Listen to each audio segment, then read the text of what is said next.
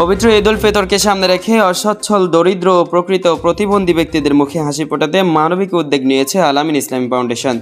বুধবার 18 মার্চ 2026 সকাল 11টায় ফাউন্ডেশনের উদ্যোগে এক আলোচনা সভা ও অসচ্ছল এবং প্রকৃত প্রতিবন্ধী ব্যক্তিদের মাঝে নগদ অর্থ বিতরণ অনুষ্ঠান অনুষ্ঠিত হয়। অনুষ্ঠানে আল-আমিন ইসলামী ফাউন্ডেশনের উপদেষ্টা জনাব সিরাজুল হকের সভাপতিত্বে এবং এম শহীদুল ইসলাম কাউসারের সঞ্চালনায় ঈদের তাৎপর্য, মানব সেবা ও সামাজিক দায়িত্ববোধ নিয়ে সংক্ষিপ্ত আলোচনা অনুষ্ঠিত হয়। এতে প্রধান মেহমান হিসেবে উপস্থিত ছিলেন আল-আমিন ইসলামী ফাউন্ডেশনের প্রধান উপদেষ্টা মুফতি মোহাম্মদ ইব্রাহিম। এছাড়াও ফাউন্ডেশনের চেয়ারম্যান, আমেরিকা প্রবাসী হাফেজ আল-আমিনের সার্বিক দিক নির্দেশনা, পৃষ্ঠপোষকতা ও সহযোগিতায় এই মানবিক আয়োজন সম্পূর্ণ হয়।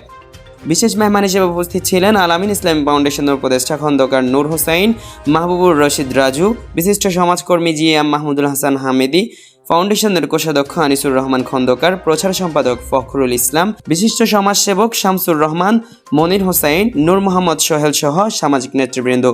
বক্তারা বলেন, ঈদের আনন্দ সবার জন্য, তাই অসচ্ছল ও প্রকৃত প্রতিবন্ধী ব্যক্তিদের চিহ্নিত করে তাদের হাতে সম্মানজনকভাবে সহায়তা পৌঁছে দেওয়ার লক্ষ্যেই এই উদ্যোগ গ্রহণ করা হয়েছে। আলোচনা সভা শেষে অসচ্ছল ও সুবিধাবঞ্চিত ব্যক্তিদের মাঝে নগদ অর্থ প্রদান করা হয়। এ সময় সুবিধাভোগীদের মুখে ফুটে ওঠে স্বস্তি ও আনন্দের হাসি। এ বিষয়ে আয়োজকরা বলেন, প্রকৃত প্রতিবন্ধী ও অসচ্ছল ব্যক্তিদের চিহ্নিত করে আমরা তাদের হাতে এই সহায়তা পৌঁছে দিয়েছি। সমাজের অবহেলিত মানুষের পাশে দাঁড়ানোই আমাদের লক্ষ্য।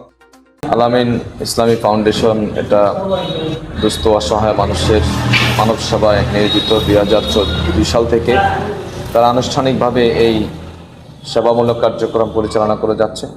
দুস্থ অসহায় প্রতিবন্ধীদের যে ভাতার যে ব্যবস্থাটা, এটা প্রতি বছরই করে থাকে।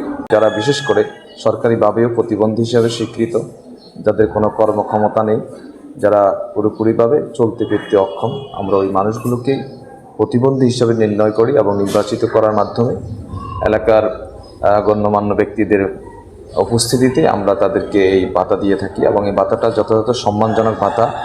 আমরা প্রায় অর্ধশতাধিক মানুষের মাঝে, নারী এবং পুরুষ, হিন্দু অথবা মুসলমান, সর্বধরনের মানুষের কাছে আমরা, সর্বধরনের প্রতিবন্ধীদেরকে আমরা এই সহযোগিতা করে থাকি।